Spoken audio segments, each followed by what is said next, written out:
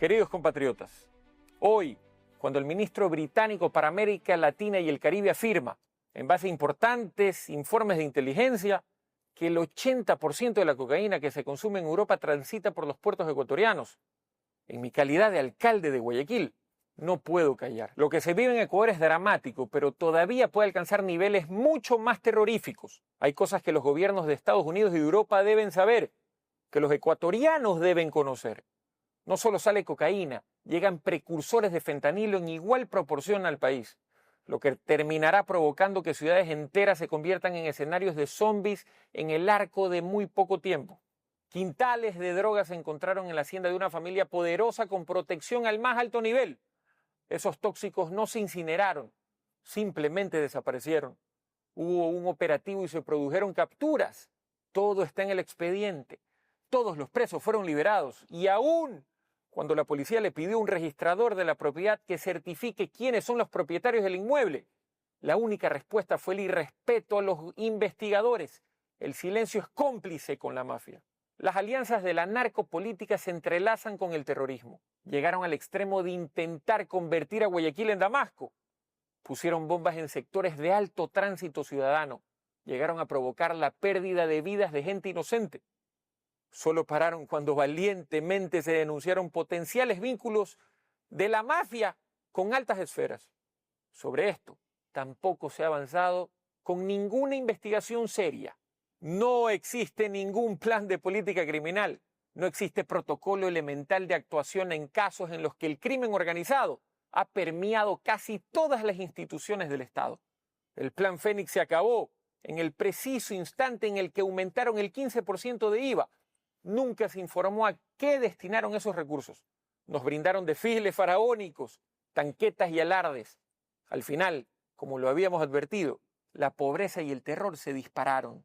Se caen todas las caretas cuando dicho eslogan nació a partir de un ataque terrorista a TC Televisión, un medio de propaganda gubernamental. Pero curiosamente el mismo régimen no se presentó a las audiencias en España para evitar que el principal sospechoso quede en libertad. Asimismo, la Asamblea Nacional bloqueó la fiscalización sobre este tema. Todos los asambleístas de ADN es el mismo medio público que se dedicó sin pudor alguno a decir que las señas amenazantes de un mafioso serbio defendido por la cónyuge del actual presidente de la Judicatura contra un juez antimafia, quien tuvo que renunciar, no eran tales. El presidente de la República públicamente dijo que no podía garantizar que la mafia no lo asesine al juez. El juez, antes, hizo públicos audios en los que era presionado por la mano derecha del mismo titular de la Judicatura para que libere al criminal serbio. Pedido en extradición por Austria. Si el Plan Fénix nació para combatir el narcoterrorismo, pero no avanza ninguna investigación en casos como Cachorro, Blastio, Porsche, entonces todo es una gran farsa. Si el Plan Fénix nació para combatir el narcotráfico, pero el gobierno se empeña en dilatar el juicio político contra Mario Godoy, cuyo hombre de confianza llamaba a presionar a jueces para que dejen en libertad a un peligroso mafioso, entonces queda claro que este proyecto no pasó de ser otra burla al país entero. No hay ningún combate serio al lavado de activos. Es la última fase en la cadena de valor del narcotráfico. Galamedios y la libertad no son de intereses de la UAFE. Parecería que lo único que importa es allanar para amedrentar a todas las voces incómodas al gobierno. Pero la lucha real contra la criminalidad organizada no la vemos por ningún lado. Se persigue a los periodistas. Se intenta desde el gobierno crear nuevas normas para amordazar más a la prensa, ignorando la línea jurisprudencial de la Corte Interamericana, que es de obligatorio respeto por parte del Ecuador. ¿Por qué? Porque no quieren que se investigue, no toleran que se sigan haciendo públicos actos de corrupción que no pueden tapar más. No pueden tapar más, como el de Progen, como el de Austria Technical Management o el de Helfert. Duele saber que tenemos ciudades en las que la tasa de criminalidad supera los 335 asesinatos por cada 100.000 habitantes. Duele saber que nos han convertido en una sociedad medieval. La salud de la ciudadanía no le interesa al gobierno. Fruto de su irresponsabilidad y nula gestión del conflicto social, se desató el contagio de tuberculosis en una cárcel y hoy Guayaquil corre el riesgo de que esta enfermedad se propague. Ya hay un caos en el hospital de infectología donde ni siquiera existen tanques de oxígeno para los casos que se multiplican. Y también hay alertas de contagios de lepra. Hemos llegado al extremo de tener filtraciones alarmantes de aguas servidas en el área de endoscopía del Hospital Abel Gilbert Pontón, una zona crítica que no puede estar contaminada de ningún modo. Nuestros médicos, enfermeros, personal sanitario no tienen insumos básicos ni para suturar una herida leve. Hay déficit en personal, no se invierten en medicinas, no permiten importar insulina, no invierten en equipos, menos en infraestructura y sin embargo, el relato estatal nos quiere hacer creer que los responsables son los pocos trabajadores que tenemos, que laboran en un clima de guerra, con sueldos de hambre y en condiciones deplorables. Con relación a policías y militares, los reportes de bajas entre sus filas son reiterados. Se los envía a territorios controlados por el crimen organizado, sin siquiera tener chalecos adecuados para precautelar sus vidas. Todo es un chiste para el poder, todo es dolor para los más débiles. Desde su primera campaña, el presidente Noboa prometió acabar con la crisis energética en el país. No construyó hasta hoy 1 centímetro de línea eléctrica. No hay inversión en el parque termoeléctrico nacional.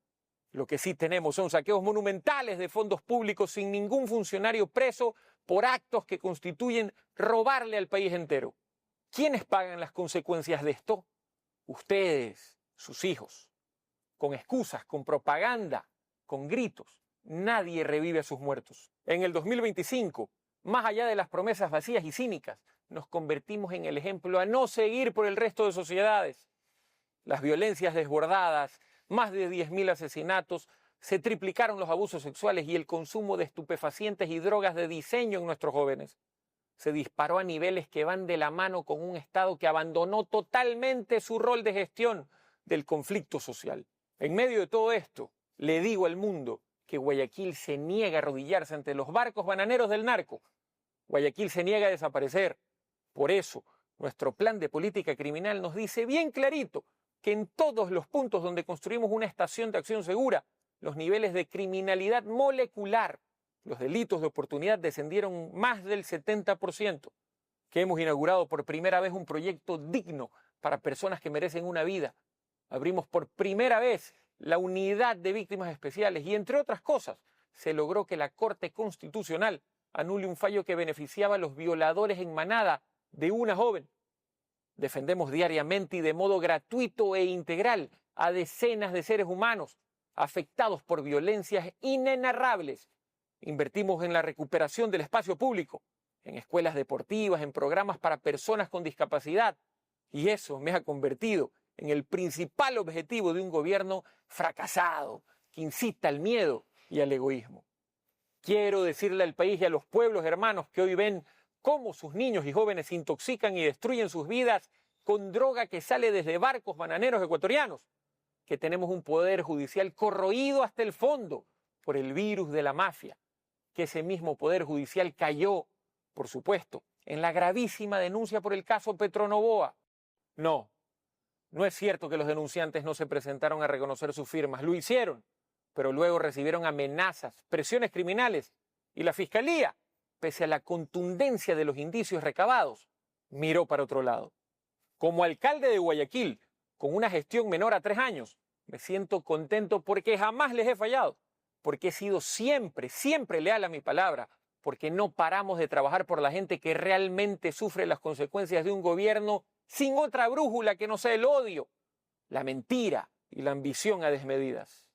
Este fin de semana volveré a estar en Quito en una audiencia por un caso circense, en el que lo único que hace el gobierno del señor Noboa es atacarme con tristes y penosos alaridos, con cientos de personajes anónimos pagados con fondos públicos, en un linchamiento mediático burdo promovido desde el mismísimo Estado, por un supuesto delito que en una sociedad mínimamente justa debería tener a su hermano en el banquillo de los acusados y de ninguna manera a alguien a quien él, en sus delirios, ve como una amenaza a su desastroso régimen. Yo soy culpable de creer en lo que creo. Sostengo que el país necesita un plan de política sanitaria, un plan de política ambiental. Necesitamos invertir en profesores y médicos, en arte y cultura, en bienestar animal, en parques y teatro, en espacios para el deporte, en generación de nuevos conocimientos, en agricultura, en tecnologías. en agencias especializadas en combate al crimen organizado, en periodistas que puedan investigar y opinar con la garantía que no serán asesinados ni encarcelados, en un país en el que los niños puedan convertirse en adultos sanos y no en futuros presos con tuberculosis. Iré a una audiencia porque para el gobierno de Daniel Noboa soy culpable de ser una amenaza para su reino del terror, para su patética gestión. El país necesita urgentemente unidad. Es el momento de que la ciudadanía reflexione sobre si perseguirme por hacer obras que el gobierno no hace va a cambiar la inseguridad y los secuestros, el desempleo o la crisis hospitalaria. Yo no puedo rendirme, soy hijo de una ciudad que nunca le tuvo miedo a piratas ni a degenerados de baja ralea. Lejos de callarme, a mi retorno a Guayaquil, visitaré las principales embajadas para exponerles con documentos la verdad sobre el narcotráfico y los puertos, sobre el crimen organizado y el poder judicial, sobre la mafia y el poder político en el Ecuador.